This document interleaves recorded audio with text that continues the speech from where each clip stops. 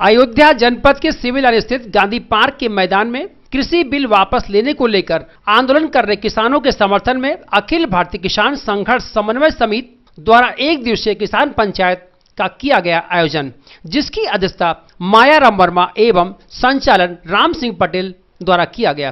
किसानों की ज्वलंत मुद्दों को लेकर एक ज्ञापन महामहिम राष्ट्रपति भारत सरकार को जिलाधिकारी के माध्यम से 7 सूत्रीय मांग पत्र नगर मजिस्ट्रेट सत्यप्रकाश सिंह को सौंपा गया। कृषि बिल वापस लेने, ईवीएम के बजाय बैलेट पेपर से मतदान कराने, गन्ना किसानों का बकाया भुगतान कराने तथा गन्ने का मूल्य 700 रुपए प्रति क्विंटल कराने, डीजल, पेट्रोल तथा रसोई गैस के बढ़े दाम वापस लेना इत्यादि मांगे रही। किसान महापंचायत को संबोधित करते हुए राम सिंह पटेल ने कहा कि केंद्र सरकार की दमनकारी नीतियों के चलते किसानों की समस्याओं का समाधान नहीं हो पा रहा है। केंद्र सरकार जन विरोधी एवं किसान विरोधी है।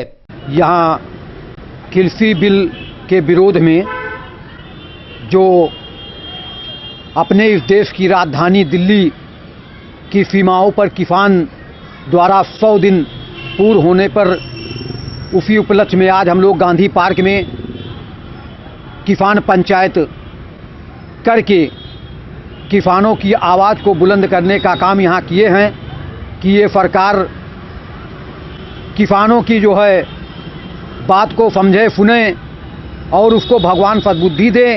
वो कृषि बिल जो किसान के विरोध में है उसको वापस ले और किसानों का जो है जो चीनी मिलों द्वारा उत्पीड़न किया जा रहा है, गन्ना किसानों को आप देख सकते हैं कि 2 महीने गन्ना सप्लाई किए हो गया, लेकिन आज तक उन किसानों को गन्ना मूल्य भुगतान नहीं मिल पा रहा है।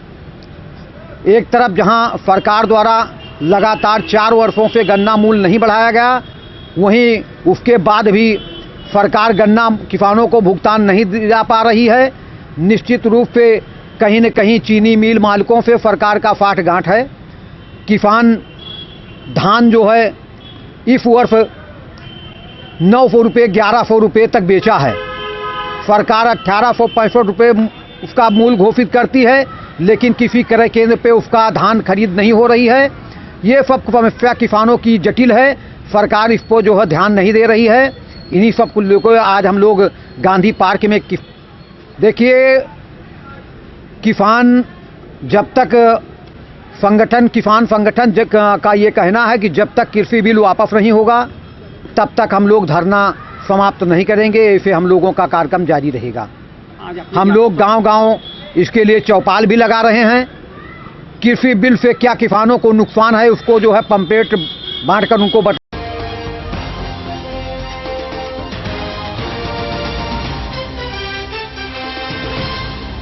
उत्तर प्रदेश की सरकार द्वारा चलाए जा रहे मिशन शक्ति महिला सशक्ति अभियान के तहत श्रम विभाग में आयोजन किया गया। श्रम विभाग द्वारा पंजीकृत श्रमिकों की बच्चियों व उनकी पत्नियों को लाभान्वित भी किया गया। इस दौरान श्रम विभाग में पंजीकृत श्रमिकों की संख्या 70, कक्षा 9 से कक्षा 12 तक के पुत्री छात्रों को साइकिल भी वितरण किए गए। इसके अलावा 30 श्रमिकों की पत्नियों को शिशु मातृत्व लाभ के हित लाभ का प्रमाण पत्र भी प्रदान किया गया। सांसद लल्लू सिंह ने कहा कि केंद्र व प्रदेश की सरकार सभी वर्गों के लिए योजनाएं ला रही है। उसी क्रम में श्रम विभाग में भी पंजीकृत श्रमिकों के लिए जन्म से लेकर मृत्यु तक की योजना चलाई जा रही है। इसी कड़ी में उप श्रमायुक्त अनुराग मिश्र ने कहा कि यह अभियान 8 मार्च तक चलेगा। इसके अलावा जो श्रमिक अभी पंजीकृत नहीं हुए हैं वे 30 मार्च तक किसी भी जन सेवा केंद्र पर जाकर निःशुल्क पंजीकरण करा सकते हैं। उन्होंने ये भी कहा कि श्रम विभाग पंजीकृत श्रमिकों के लिए जन्म से लेकर मृत्यु तक योजनाएं चला रही हैं। इसका लाभ उनके परिवार वालों को भी मिलता रहे। आज श्रमिकों के पुत्रियों व उनकी पत्नियों को इसका लाभ दिया गया। प्रमाण पत्र वितरित किए गए और हम लोग आगे भी प्रयास करेंगे तो कि जो लड़कियों से संबंधित, स्त्रियों के प्रोत्साहन से संबंधित जो योजनाएं हैं उनको हम लोग आगे चलाते रहें। सरकार की जो योजनाएं हैं इन माध्यमों से जन जन तक प्रचार पहुंचेगा आप लोगों के सहयोग से, तो इससे लोग और जो गैर पंजीकृत मजदूर हैं वो भी पंजीकरण कराकर जन सेवा केंद्र के माध्यम से और 30 मार्च तक ये निःशुल्क भी है पंजीकरण, तो वो करा कर अपना ये लाभ ले सकते हैं। भविष्य में ये लाभ मिलता है। जिलाधिकारी महोदय के साथ आपकी बैठक हुई थी कुछ दिन पहले जी। बैठक में कुछ जो है श्रमिकों के लिए योजनाएं वहाँ पे जो रुकी हुई हैं उसको आगे बढ़ाने की बात की गई थी जी। क्या था जी, जिलाधिकारी महोदय ने निर्देश दिया है कि जहाँ भी कहीं अवेयरनेस अभी नहीं, प्रचार प्रसार नहीं पहुँच पाया, अभी बहुत सारे मजदूरों तक जानकारियों की कमी है, तो इस तरह के कार्यक्रम कराए जाएं और समय समय पे विकास खंडों पे कैंप आदि लगाकर, इससे ताकि वो जागरूक हो सके। सबसे ज्यादा आवश्यक जागरूकता है, ताकि वो जाने और लाभ लें। बाकी ये सुविधा हर जन सेवा केंद्र पे उपलब्ध है। कोई भी मजदूर अपने गांव में, मोहल्ले में जाके क्या था? श्रम मंत्रालय के द्वारा जो विभिन्न योजनाएं इस प्रदेश में चलाई जा रही, केंद्र सरकार की नीतियों के आधार पर माननीय योगी जी जो है आम आदमी को, बच्चों को आर्थिक सहायता के रूप में जो सहयोग कर रहे हैं, उन सारी योजनाओं को मूल रूप देने का काम यहाँ पर आज हुआ है।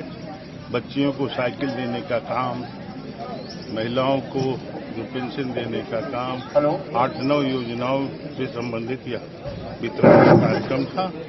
हम अपनी तरफ से अयोध्या जनपद की तरफ से पूज्य योगी आदित्यनाथ जी महाराज को धन्यवाद देते हैं और श्रम मंत्री जी को भी धन्यवाद देते हैं, जिन्होंने इस योजना को मूर्त रूप देने का काम किया। सांसद जी, जैसे अयोध्या धाम का रेलवे स्टेशन का अयोध्या धाम हो गया है, बस स्टेशन, उसमें क्या? तो उसमें तो लगभग हो ही गया है। कब से शुरू हो जाए? जब तक आदेश ना आ जाए तब तक ऊपर गया है प्रस्ताव यहाँ से।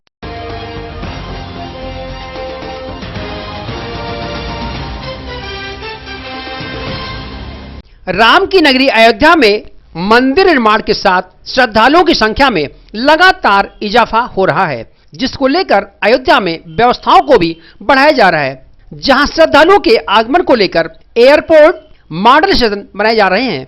इसके साथ ही अंतर्राष्ट्रीय बस स्टैंड भी तैयार किए गए, जिसके लिए 10 एकड़ अतिरिक्त भूमि लिए जाने की प्रक्रिया प्रारंभ कर दी गई है। राम की नगरी अयोध्या में श्रद्धालुओं के लिए अयोध्या धाम के नाम से बस स्टेशन का निर्माण कर दिया गया है और जल्द ही पर्यटन विभाग द्वारा रोडवेज को हैंडओवर किए जाने के साथ संचालन भी शुरू कर दिया जाएगा। इसके पूर्व नवनिर्माण बस स्टेशन को अंतर्राष्ट्रीय स्तर पर तैयार किया जाएगा। नवनिर्मित बस स्टेशन 5 एकड़ में तैयार किया गया है, जिसमें 40 बसें खड़ी होने की क्षमता बनाई गई है। लेकिन अब इस क्षमता को बढ़ाए जाने की योजना है, जिसमें 100 से अधिक बस स्टेशन के अंदर खड़ी किए जा सकें।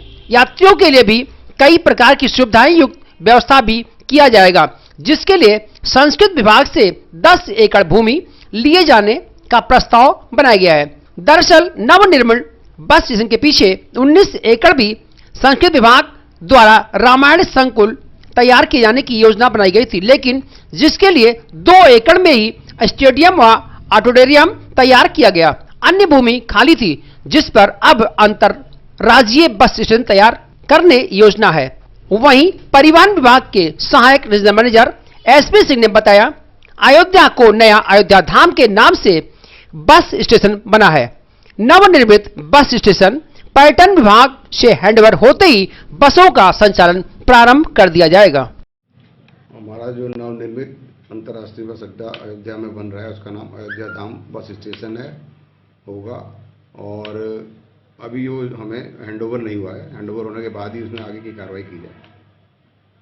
न पर्यटन निगम से परिवहन विभाग को हैंडओवर होना है, लेकिन अभी इसमें हैंडओवर की कार्रवाई नहीं हुई। जैसे हैंडओवर होगा हम लोग उसमें शीघ्रता से सारी व्यवस्था कर संचालन शुरू कर देंगे। अड्डा इसलिए अभी नहीं बनना है क्योंकि ये पीपीटी मॉडल में बनना है, इसलिए इसमें अभी कोई भी इसमें सुधार नहीं किया जा रहा है, क्योंकि ये तोड़ के नया बनेगा पूरा। उम्मीद है कि अब जब जैसे शासन का आदेश आएगा उस हिसाब से बनेगा, लेकिन ये पीपीपी मॉडल के तहत जो है इसका निर्माण होगा।